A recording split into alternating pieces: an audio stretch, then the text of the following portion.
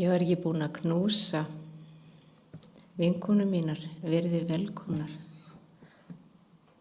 Adda, Margrét og þið öll. En alltaf svo gaman að sjá þær, ég veit stundum að það er erfitt. Þegar liðamótin eru styrð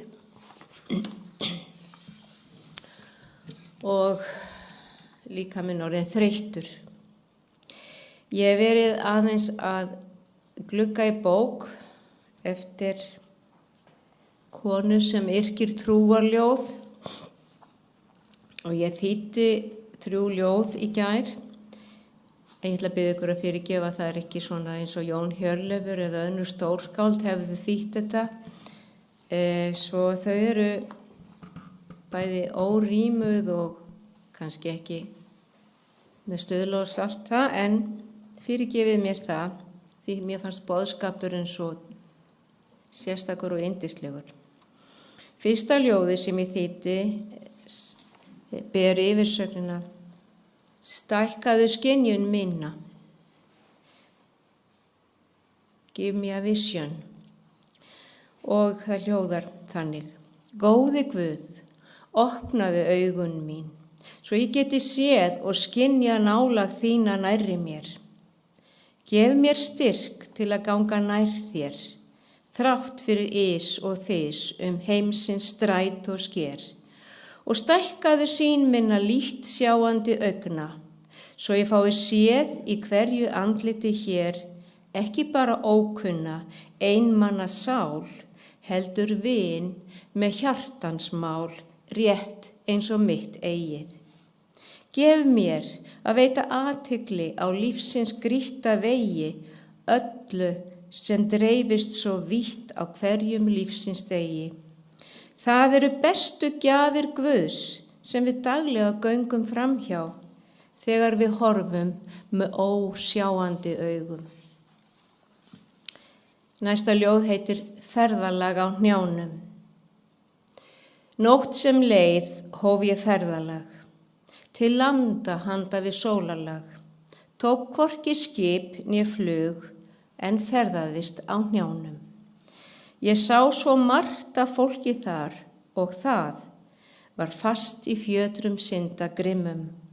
Jesús sagði mér að halda af stað því það væru sálir í heimi dimmum. En ég sagði, Jesús, ég get ekki farið til landa handan við höfin. Hann svaraði skjótt, jú, þú getur með því að ferðast á hnjánum. Hann sagði, þú biður, ég svara. Þú kallar, ég heyri mál þinna vara. Það er hlutverk þitt að hyggja að týndum sálum á hverjum stað. Svo ég kraup á kné og dvaldi stund, í bænagjörð fjær heimsins vanda, fór á hnjánum á frelsarans fund til himinsins dýrðar stranda. Sem ég bað, sá ég björgun vísa, trufluðum sálum frelsun veitta. Ég sá verkamenn Guðs þar upprísa, sterkari vinna á lífsins akri.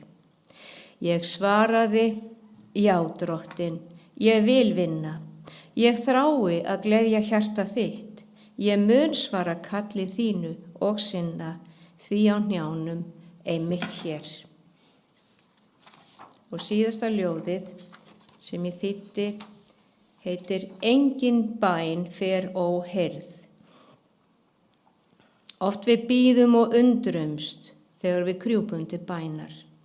Getur Guð heyrt í raun bænir sem við mælum fram.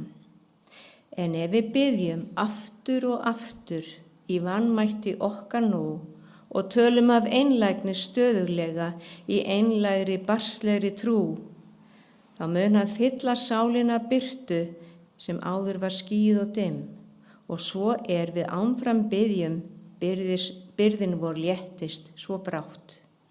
Sorgirnar allar linast og framtíðin bjartari þrátt, því þó að við séum veikbyggð og einmana þegar við byrjum, bænin lykill að hjarta sem opnast við trúnað og traust og Drottinn þar inn getur gengið og talað með kærleikans raust.